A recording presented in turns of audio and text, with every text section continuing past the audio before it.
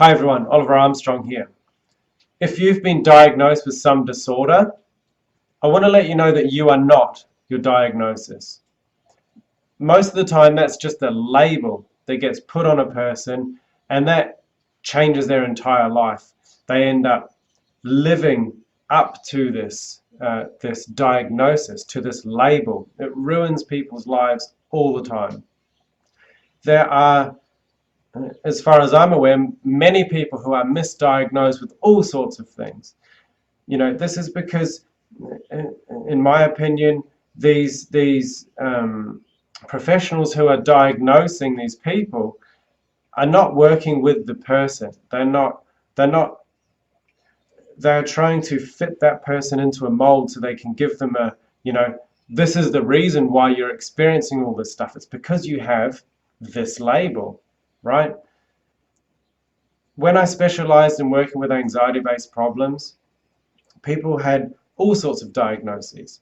And once we resolved at the emotional level the actual core issue, their problem no longer existed. Therefore, the label no longer existed. So the diagnosis didn't exist, obviously. So more often than not, problems are a symptom of something else. So anxiety and depression being the common ones, these are a symptom of something else that's occurred in your life or is occurring in your life, and it's causing you to be this way.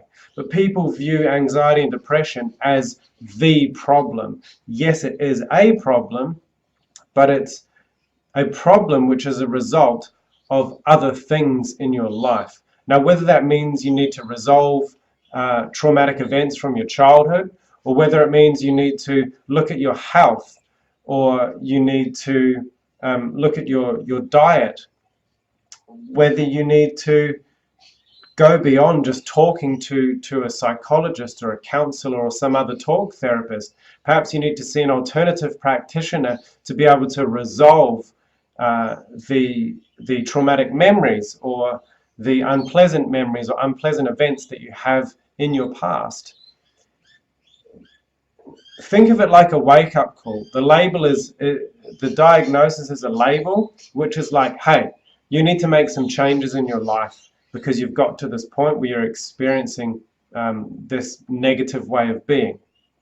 So don't think of it as, well, that's it now, I'm stuck with this forever, because you don't have to be, right? And this all comes down to mindset, which I'll cover in another video. But if you have the mindset of, yeah, that's it, I'm this victim, I'm stuck in this with this, that's how it's going to be, right? But if you have the mindset of, okay, this is a wake-up call, what can I change in my life to get rid of this label? And then take a step back and just analyze what's going on. Right, I've got this stuff from my past that I need to resolve, or okay, I'm in a job and really don't like it, I'm getting bullied, this is happening, the other thing's happening. Maybe I need to look at changing my job, or is it my relationship, or man, I need to do some more exercise, or wow, I really got to stop eating junk food. So it's a good time to kind of look at what's going on and realize that your problem is perhaps a symptom of something else. It's not necessarily the problem. So you are not your diagnosis. Take a step back and analyze your life and see how you can make changes to get rid of that label, because it's not something to live up to. I see people limited by these diagnoses all the time.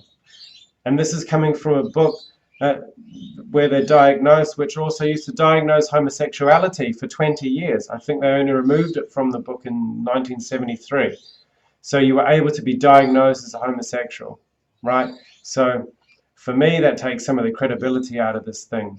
And I'm not going to go down that track now, but take a step back, look at your life, see what you can change, see what you can improve so you can get rid of that label. Don't live up to it. Live up to getting rid of that label, of improving and growing as a person and becoming a better person for you. So I hope this has helped. You are not your diagnosis. So what can you do now to make some changes so you can get rid of that label? Just something to think about. See ya.